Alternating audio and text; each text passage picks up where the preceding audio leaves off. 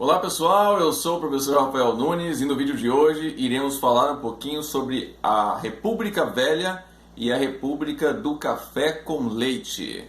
Antes de mais nada, vai deixando aquele like, se inscreve no canal, é só apertar aqui inscreva-se, é de graça.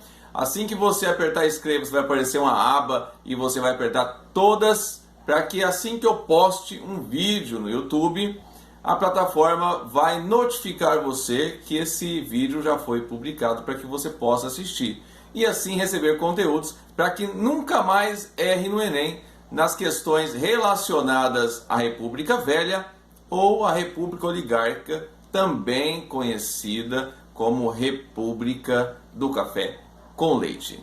Vocês sabem que a República no Brasil começa com um golpe em 1889. O primeiro presidente da República, o Deodoro da Fonseca, Marechal Deodoro da Fonseca. Só que participaram desse golpe pelo menos 3 vertentes dos grandes proprietários de terra ligados ao café, que defendiam uma república federativa, copiando os moldes norte-americanos. Também um segundo grupo que fazia parte seriam os militares, que defendiam uma república forte, autoritária, com um regime militar, onde os militares manteriam a ordem para levar ao progresso, lembrando, influenciado bastante pela doutrina positivista.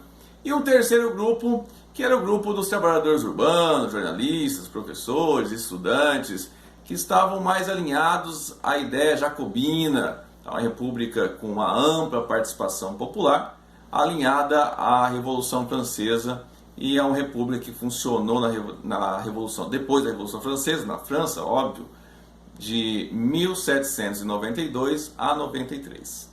O período republicano podemos dividir em 2 partes. A primeira, República Velha, que vai desde o golpe de 89 até 94, e a segunda parte, que vai de 94 até 1930, com o fim da República do Café com Leite.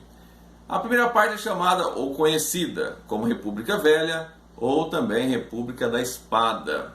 E em quaisquer temas que cair em perguntas de bons concursos ou do Enem, vai estar contextualizado, você não precisa ficar se preocupando tanto com as datas. É melhor você se preocupar com o que aconteceu, como era a conjuntura, do que necessariamente se preocupar literalmente com as datas. Nenhum concurso consciente, responsável, vai ficar cobrando data de pessoas que vão fazer a prova, tá ok? Então fica tranquilo em relação às datas, mas é bom entender como é que era esse momento, tá? Então vamos começar falando sobre a República da Espada. O nome já diz que esse momento um pouco mais violento, é um momento de organização, de uma nova constituição para o país, heróis nacionais são construídos nesse momento. Um exemplo é o Tiradentes, que era um herege para a monarquia e com a república ele vira um herói da república. A bandeira é trocada,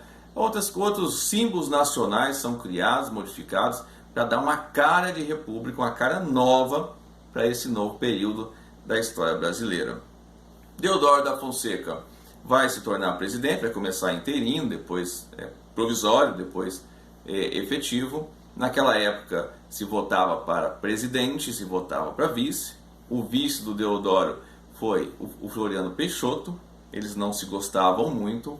O Deodoro vai renunciar, e aí eu já tenho um vídeo, vai aparecer no card aqui em cima, e você pode depois assistir esse vídeo aqui, dar uma olhadinha que eu vou falar um pouco sobre esses presidentes e como que foi a presidência de cada um. Hoje nós vamos fazer um resumo um pouco maior, que é um período extenso, então nós precisamos fazer um resumo para poder conseguir elencar os principais pontos para que você vá preparado para as provas. Mas depois você assiste o vídeo, aperta no card aí para você poder assistir esse vídeo justamente sobre esse período da história, o governo Deodoro, o governo Fernando Peixoto, Prudente Moraes, tá? Depois você clica aí no card, tá certo? Então vamos lá. Ele não gosta muito, né, como estava dizendo, do seu vice, mas foi eleito, teve que governar. Ele governa há pouco tempo, em 91 ele vai renunciar, E quem vai se tornar o presidente mesmo vai ser o Floriano. Depois ele vai sair e vai entrar o Prudente. Acontece o seguinte, o que a gente pode pensar dessa República da Espada? É um momento em que tem que se colocar um novo regime. Então tem pessoas que estão defendendo a monarquia ainda, tem gente que quer a monarquia de volta. Então tem que instaurar. E para isso o governo militar é visto com bons olhos, para colocar as coisas no eixo. Para quem está revoltado conseguir, por livre e espontânea pressão, aceitar um novo governo. E isso acontece ainda mais com a construção de uma nova Constituição. Eu gostaria de comentar um detalhe muito importante da nova Constituição. Essa nova Constituição, ela não permite o voto. O voto é aberto, tá? O voto não é secreto nesse primeiro momento aí. O voto é aberto. Então, nesse momento, ela não permite o voto dos analfabetos, não permite o voto de menores de 21 anos, que bem que é uma coisa até interessante de se discutir sobre a idade do voto, e não permite o voto das mulheres. No entanto, nesse momento histórico, a maior parte da população brasileira são analfabetos.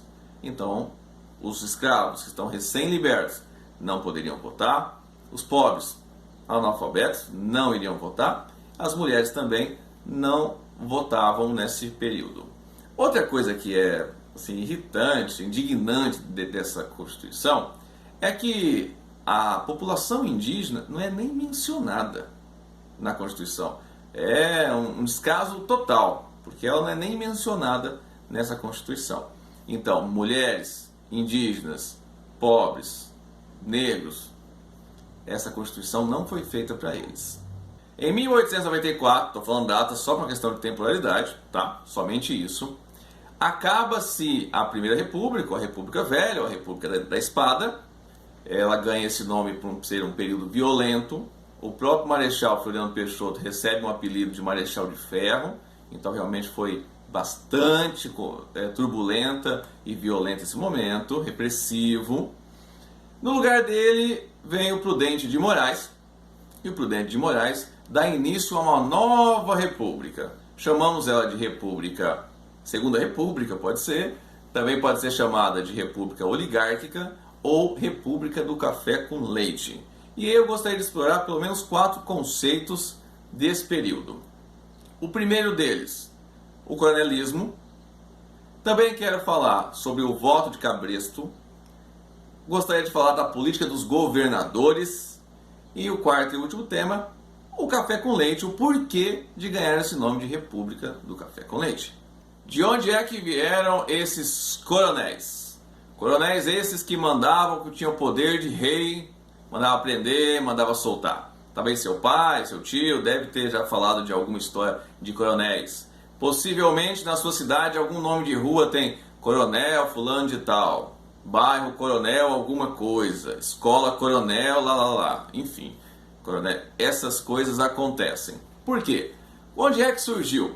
Surge ainda no período imperial, lá em volta de 1831, que no Império nós sabemos que é o período regencial, é o período que os regentes estavam governando o Brasil, depois que Dom Pedro I foi embora.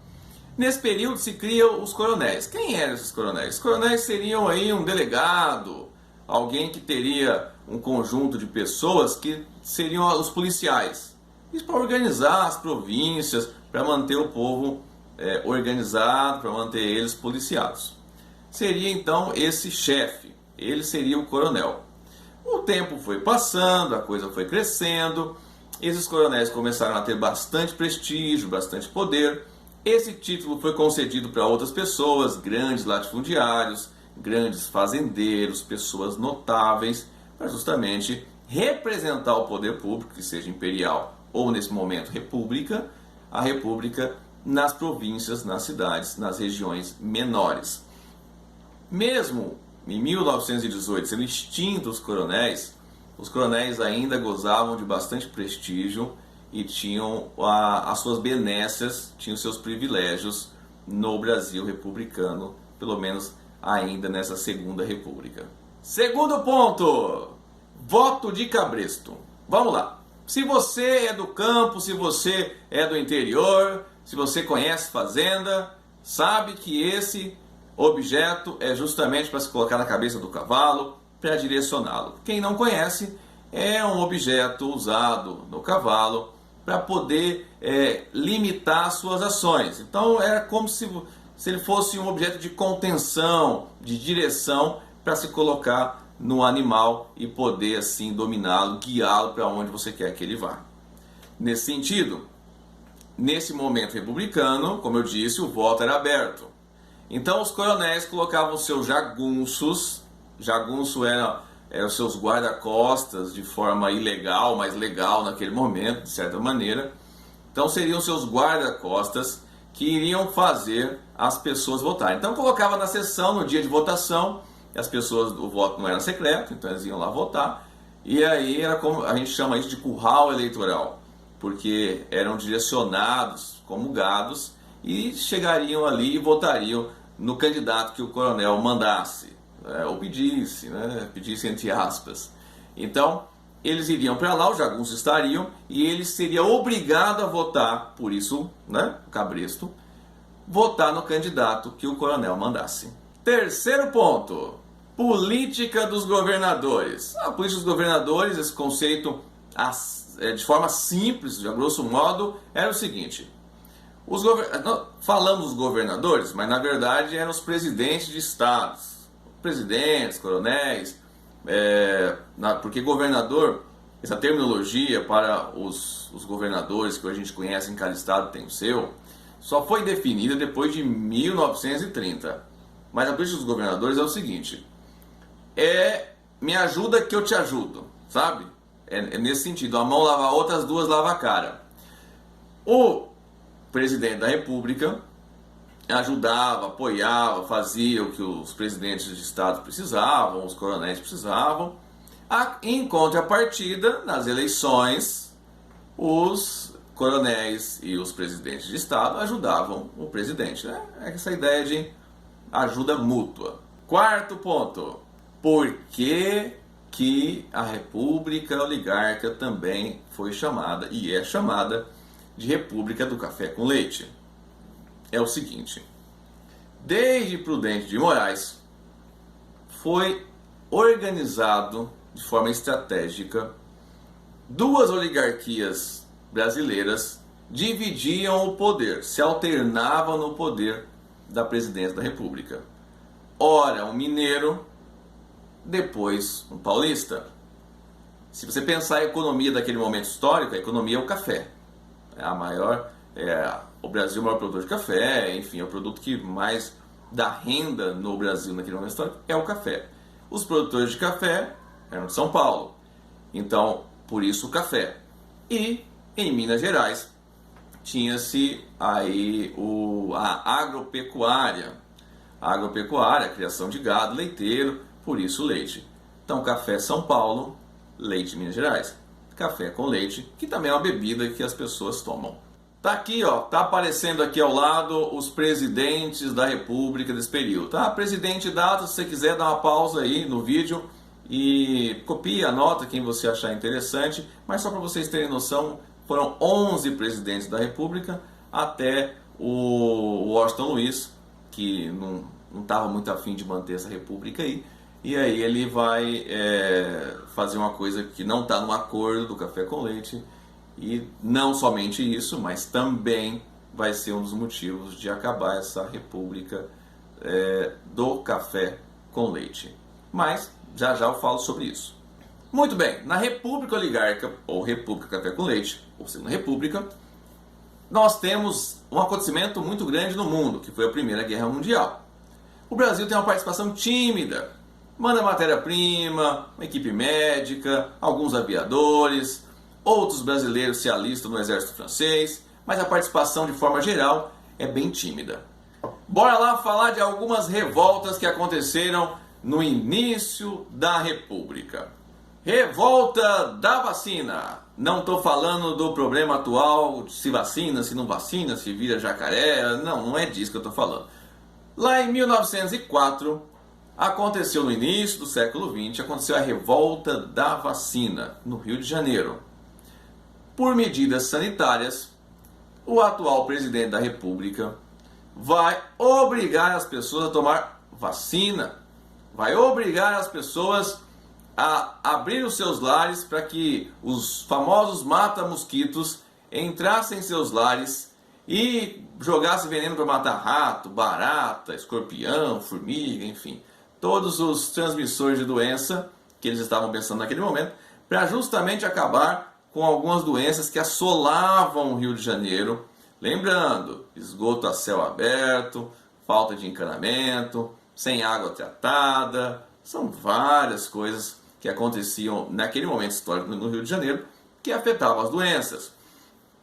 Vai haver aí várias revoltas por causa dessa. A vacina é só o estopim, porque ele derruba cortiço, expulsa pessoas sem indenização das suas casas, para alargar a avenida e tal. É todo um processo, além de uma questão sanitária, também de revitalização, de arquitetura, de urbanismo naquele momento no Rio de Janeiro. Então, o estopim foi a obrigatoriedade da vacina. Revolta da Chibata acontece 6 anos depois da revolta da vacina. Na época, Rodrigues Alves, na revolta da vacina, vai ser autoritário. Agora, em 1910, o Hermes da Fonseca também será autoritário, porque o que aconteceu com a revolta da Chibata? De forma simples. A revolta da Chibata foi o seguinte: um marujo foi condenado a 250 chicoteadas. Dói, né? Esses castigos físicos já tinham sido extintos, mas ainda, extintos em lei, né? Mas ainda eram praticados para poder punir os marujos. Depois dessas 250 chibatadas no marujo, mais ou menos 2.000, 2.500 marujos vão se revoltar, vão tomar barcos, vão fazer uma rebelião armada, e aí o presidente, que é o Hermes da Fonseca, era o Hermes da Fonseca naquele momento, vai negociar com eles e vai dar o que eles queriam, que não era mais castigos, melhores salários, uma alimentação melhor. Vai falar, não, tudo certo, tá resolvido, fica tranquilo, nós vamos organizar isso aí. Só que, depois que eles entregam as armas, a alma, alguns também, infelizmente, foram mortos, o presidente não honra o que prometeu, pelo contrário, vai punir, vai expulsar pessoas, vai prender, vai torturar e vai matar esses integrantes desse movimento. Mas as revoltas não foram apenas no setor urbano, apenas nas cidades. Também no campo houve revoltas. O Brasil vivia um momento muito difícil, a vida estava muito difícil no Brasil. Criar pessoas, criar a sua família na cidade era muito complicado. No campo também não era diferente. Nesse momento, onde a população não vislumbrava com esperança dias melhores, as ideias messiânicas fazem muito sentido, acalentam o coração e, de certa maneira, também adormece a alma dessas pessoas. Alguns líderes messiânicos surgiram nesse momento histórico. Posso citar o Antônio Conselheiro, que foi protagonista da Guerra de Canudos, que ele, lá no sertão da Bahia, quem retrata bem isso é o escritor e, na época, jornalista Euclides da Cunha. O nome do livro é Os Sertões. Pesquisa. Não dá tempo para esse Enem, mas depois pega o livro, dá uma lida. Tem um filme também, mas não assiste o filme não. Dá uma lida no livro. É um livro um pouco grosso e tal, mas vale a pena. Pega ele, dá uma lidinha, que ele retrata a Guerra de Canudos. E é interessantíssimo para que você tenha uma noção do que era a República naquele momento. O Antônio Conselheiro nunca foi monarquista, que é o que os republicanos colaram nele para poder, de certa maneira, atacar o vilarejo. Ele só não concordava, porque ele era religioso, da medida de separar Estado e Igreja. Mas ele era religioso, isso aí não tem problema. Mas naquele momento, o que acontece? Ele começa um vilarejo, esse vilarejo toma corpo, vai crescendo e fica autossuficiente. Não pagava impostos, obviamente. Nesse momento, a República, eles ficam de olho, olha, como assim um vilarejo autossuficiente? Em tanta pobreza, em tanta miséria, em tanta calamidade que os republicanos estavam conferindo ao Brasil com essa política de café com leite, Lá no sertão da Bahia tinha um lugar que dava ares até meio romântico, né? Então, o que eles fizeram? Eles foram lá e tentaram por algumas vezes e por fim conseguem, vão cortar a cabeça do Antônio Conselheiro e vai desfilar com ela. Os anos 20 são muito interessantes para nós pensarmos o Brasil naquele momento histórico, porque é um momento de crescimento populacional. Já se percebe um grande crescimento do último censo de 1890, que o Brasil tinha 14 milhões de habitantes, passa para 27 milhões de habitantes em 1920 e para 33 milhões em 1930. Aliado a isso, duas cidades vão ficar grandes, bastante, né? Vão se tornar metrópoles, que é o Rio de Janeiro e São Paulo. Nesse bojo vai entrar nos costumes brasileiros o futebol, vai entrar também nos costumes brasileiros o avião, o automóvel, o telefone, o rádio. Então percebam que esse momento é um momento culturalmente, tecnologicamente e de certa forma também demográfico muito efervescente, muito interessante desse período histórico. Vou citar alguns acontecimentos da década de 20. A Semana de Arte Moderna, Movimento Tenentista, Coluna Prestes e um quarto que foi um evento internacional, que foi a crise de 29, com a queda da Bolsa de Valores de Nova York, que afetou o café, a economia e também a política brasileira. Aliada a outros fatores, o Washington Luiz, que é o atual presidente, nessa república de café com leite, deveria indicar o seu sucessor, um mineiro. No entanto, ele indica outro, paulista.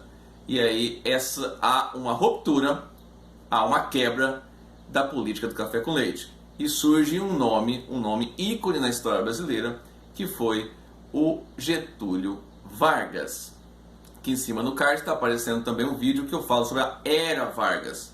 Era Vargas é essa que durou da Revolução. Alguns chamam de Revolução, golpe de 30, mas em 1930, por meio de um golpe militar, ele chega ao poder, vai governar de forma democrática até 37. Em 1937 começa o Estado Novo, que é uma ditadura. O Estado Novo é o nome da ditadura, que vai de 1937 até 1945, acabando juntamente com a derrota dos nazistas na Segunda Guerra Mundial, também acaba a ditadura do Getúlio Vargas no Brasil. Se você gostou do vídeo, deixa aquele like. Se você ainda não curtiu, compartilhe o vídeo com seus amigos e familiares, indique o canal para eles, para que eles também tenham acesso aos conteúdos aqui do canal. Lembrando que todas as quartas-feiras eu publico vídeo sobre a política nacional. Escreva nos comentários o que você achou do vídeo. No mais, aquele grande abraço. Fui!